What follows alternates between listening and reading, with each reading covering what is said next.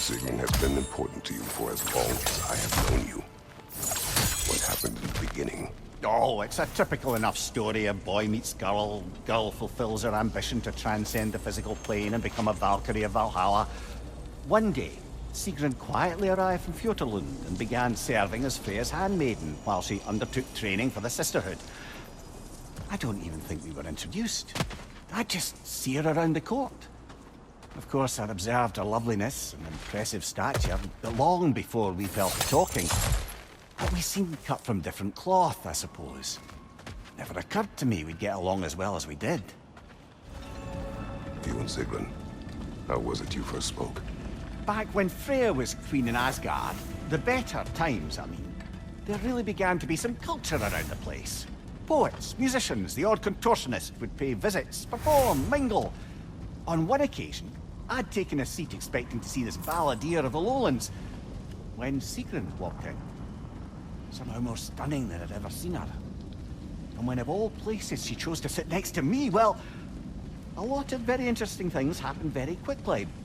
But I may need to collect my thoughts while you get us killed again. Let us get back to your memories of Sigrun. She sat beside you. Yes, she chose to sit next to me. No big thing, really. Yet, somehow, despite myself, I felt a rush in my stomach like I was a green lad again. Embarrassing at the end of the day, to be so simple. I made some remark, and I learned how it felt to make her laugh. And suddenly I felt more at ease. Almost eerily so. A calm within each other's storms, I suppose. They had a way of describing that. Peace dwells among us. Lovely, brother. That's exactly right. Mimir, you may speak more of coming to know Sigrun. Right. Where were we? After the ice was broken, we fell to talking more regularly, even making a point to do so. It was all I could do to enjoy her company responsibly, staying mindful of our respective positions and keep from crossing any line that would make things difficult for us to recover from. Wise. Well, mostly. I'm always wisest in the parts I let myself remember. Mimir, what happened next with Sigrun? She had introduced me as a good friend. And though I couldn't be entirely sure what she meant by it, for once I wasn't concerned with an outcome. Regarding Sigrun, I knew my answer was yes. The question itself seemed secondary. You were not upset she called you friend. Show me someone for whom friendship means lack of love, and I'll show you someone who wonders why their lovers never end up being worth their time. Perhaps. But you did not express your feelings. Oh, I don't think she could have escaped noticing them. I just never asked her anything I felt sure she'd have to refuse. Your relationship with Sigrun. Why so reluctant to tell her how you felt? She was on the Valkyrie's path, preparing to transcend her corporeal form. That was her focus, her chosen purpose, and I didn't want to suggest myself as an obstacle. I suppose I let some part of myself imagine she might recognize my affection, even reciprocate it. But now that we know what she was running from, obviously she'd never again risk choosing love over duty. A unique, heartfelt friendship, that is what could endure, and that is what I chose to embrace. Mimir, can you hear me? Has my voice broken through? Sigrun? Yes! Hello! How are you talking to... How long have you been able I to haven't hear? been listening to you. There's just something I needed to tell you. Valhalla is displeased with me. It wishes a penance of sorts. Trials to reforge my loyalty.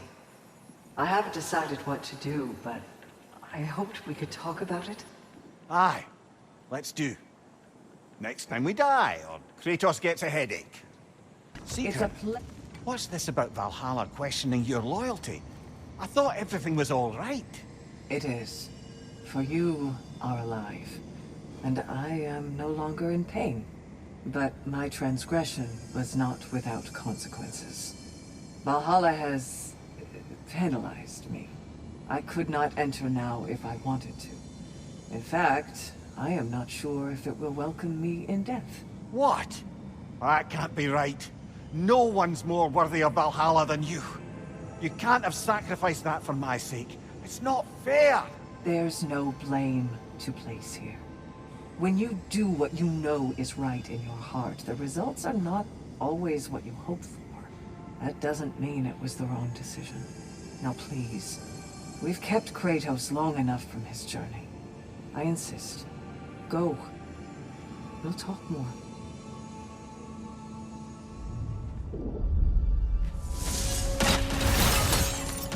Mimir, I've been thinking a lot about the costs and risks of what Valhalla would put me through to affirm my loyalty.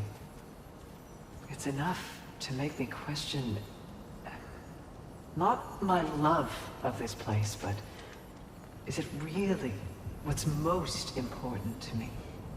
If I can't answer that, then perhaps I am not ready for such a decision. Then you should take all the time you need. Absolutely. If Valhalla isn't what you truly need, then you have a rare opportunity to reassess your priorities. I'm glad you agree. Mimir, I had a thought. What you said to me, that you didn't think you could give me what I needed. Aye. I've been trying to figure out why you'd say such a thing. I know you don't say things without a reason, even if you don't know what it is at first. But I think I figured it out. It's not that there is anything lacking in you. It's that in the end, nobody can give me everything I need to be happy. Not even Valhalla. That's something I have to give myself. And to do that... You need to find yourself. It's true. And we're saying that's what I meant all along? Clever, huh? I'm sure you can see by now, Valhalla has a way of making you learn what you need to learn. Perhaps it does so with me, even now. Making such demands so as to give me doubts. Long ago, I gave myself completely to love. And it destroyed my home and family. Then I threw myself into the service of Valhalla and found a new family in my sisters. But what if that's not where my story ends? It's time I finally found my path. Not because it may or may not be Valhalla's will, or Freya's, or yours, my dear, but my own. Well said, love. I've come to a decision. At least for the time being, I'm going to step back from the price Valhalla has asked of me. Good for you, Sigrun. I think maybe it's time I traveled. Experience these realms and the lands beyond, not as Valhalla's emissary, but as a person. That's perfect. You've always dreamed of a grand sea voyage, seeing the world. Perhaps I could go with you. I've been told I'm a useful guide. Perhaps. But let's not distract Kratos further. I'm having a bit of a sinking feeling that Sigrun doesn't want me traveling with her. You knew that before you asked. Did I, brother? You know the journey she seeks. It is the one you took, and I took. The kind that brings you to the tests you need. The kind you take alone. It's true. I gave in to a weakness. Even now, there's some part of me that just wants to tell her how much I love her and beg her to stay. But that's bloody selfish. I need to do better than that. Where could Sigrun be? I was hoping we'd talk further. Mimir, Sigrun? about my journey. I need to take some time to understand who I am without wings and helms and missions, and without the lovely man with whom the timing has yet to work out. Are you sure we couldn't discuss this face to face? I wasn't sure I could say the words if I had to look at your face. Just promise you'll let me see you off. I won't have you setting sail without my blessing. And not that you need it. Of course.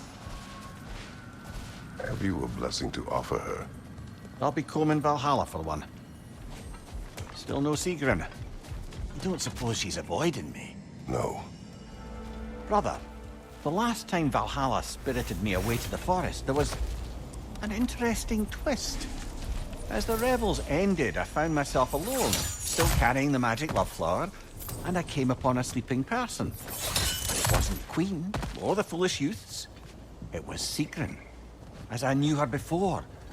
I found myself faced with the proposition that with a few drops, I could make her care about nothing in the world so much as me. What did you do? I'm pleased to report that I crushed that flower with my bare hands. I am glad to hear it. Sigrun, listen. You have choices ahead of you that none but you can make. I'll always be there for you when you need me. And if what you ever need is for me to let you go, then damn it, I'd find a way. But whatever comes, I just want you to put yourself first for once. You're so much more than any office, any title, any function. And I can't wait to see who else you may become. I'm so relieved you understand. Now that Kratos has found answers to his questions, I believe my service here is done. Arrangements are being made. Please, continue to seek what more you would seek within. I promise, I won't just disappear. How are you faring, Mimir? I know Sigrun's decision must be difficult. May I ask, deep down, what is it she means to you? So much of everything good in what I am is only due to my wanting to be the person she saw me as. Take her out of the equation, and I wonder if I'd ever have stopped being a scoundrel in service of scoundrels. Love can make us wish to improve. I was changed by what Faye saw in me. But losing her did not put an end to who I had become. Her inspiration remains. Aye. I suppose being the person they turned us into is a way to keep them with us. Honor the impact they had on us. Mimir, what you said about love turning you into a better person. I wonder, what if that better person was within you all along? But you could only see it once it was reflected in another. As though love is the feeling of recognizing the potential in our own soul. You mean to say falling in love is really only about ourselves? Not only that, one hopes, but the more we can own the part that is about ourselves, the more we can see others for who they really are, and love them, truly, in whatever form that takes. Mimir. Kratos. My time to depart draws near. The ways of Valhalla are familiar to you both now. You may continue and return as you desire. I'll wait for you on the beach. We'll be there, Sigrun. Are you all right? Aye, brother. I feel a pain in an organ I no longer possess, but the sooner she sets off, the sooner she may return. Thank you for keeping an eye on them. And thank you. My sister, Sigrun. Whether Valkyrie, Shield Maiden, or whatever else you should call yourself in time, I shall always be your sister. Do you hear me? I hear you.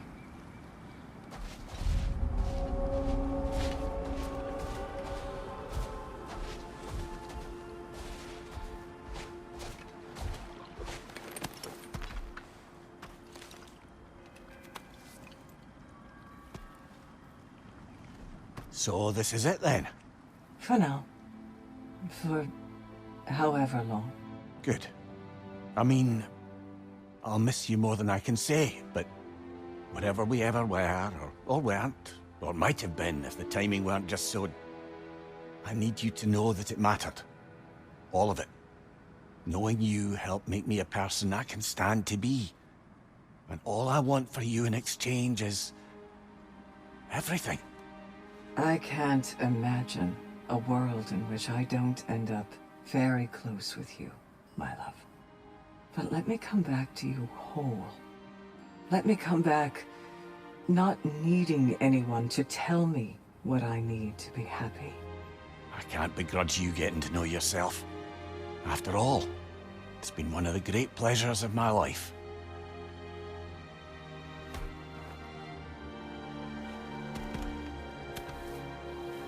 Farewell, Sigrun, and good luck. Thank you, Kratos. Farewell, my friends.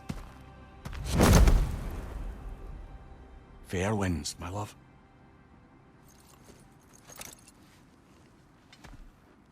Shall we occupy our minds? Aye. Not sure I'll feel like talking much more today, but let's focus on the work.